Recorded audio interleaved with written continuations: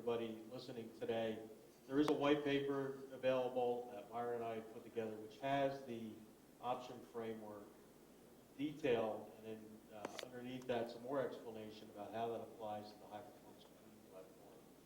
Okay, the key here is that as we first looked at this problem, Dr. Goodnight came to both of us and said, we've got this technology that we can essentially reduce hours to seconds. We can take millions of instruments and make them look like it's a simple portfolio. But how do we apply that to the business side of the technology?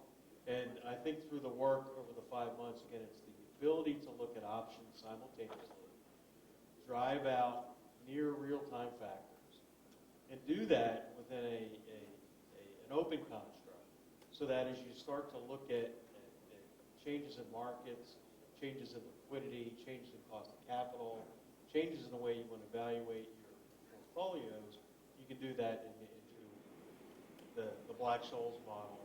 And what strikes me in every dialogue we have, so I think about the calculation of volatility, and I think about moving that away from an annual adjustment. In the context we're talking about today, bringing the high-frequency data together along with the computational cycles, would you have done things differently 30 years ago if you had technology that's available today in the way you constructed the models? Well, I ask them this question in every session we do, so let's see.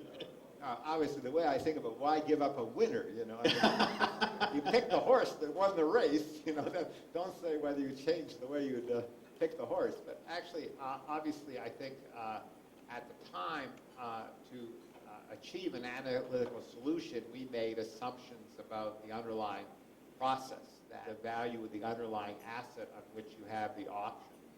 And the interesting part about our technology was that we assumed an underlying process which allows us to construct the hedge. Basically, in the way we value the option was that in the past, before us, everyone had looked at the terminal value of the option and tried to fold it backwards to the present value.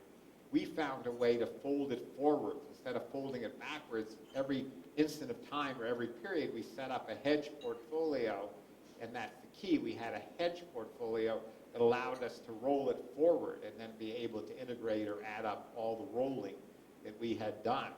Now,